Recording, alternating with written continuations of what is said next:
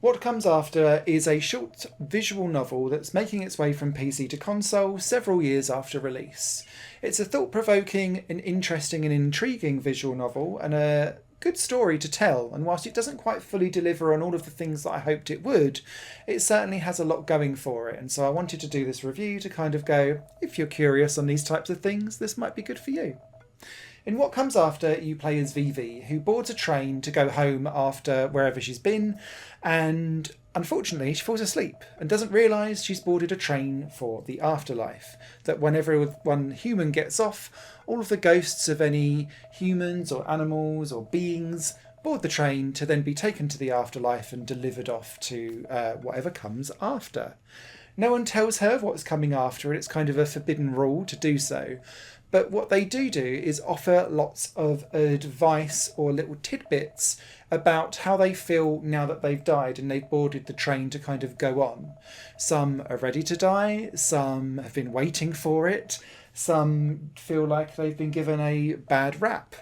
Others may deserve some pity or may not want to talk to you because they're still processing their thoughts and emotions. And Vivi wanders up and down the train, talking with all of the different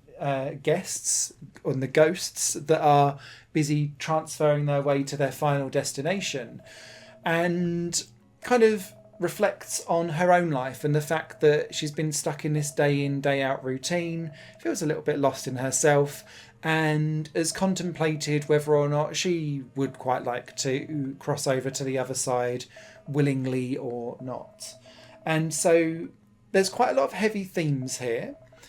but they aren't dealt with heavily. And what I mean by that is that every conversation is really quite brief. And whilst there are a couple that will then extend out to kind of reflect on their life and Vivi will reflect on hers,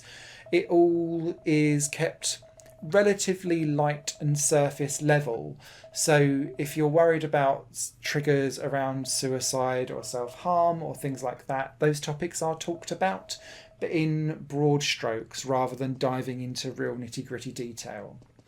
And that's both a blessing and a curse, because whilst the visuals are beautiful and there's a nice relaxed soundtrack in the background, and I'm going to make the really boring, obvious comparison to Spirited Away here, and you can see that there's definitely a vibe that it's taking from a Ghibli film, it's too brief in order to get your teeth really stuck into it. And so because there's so many characters just offering a couple of lines and then you move on,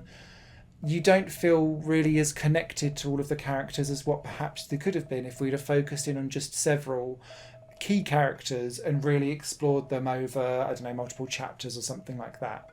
However, if you're looking for something that's in and out within 2 hours and kind of put some philosophical thoughts in your brain to make you think, What Comes After may well be an itch worth scratching for you.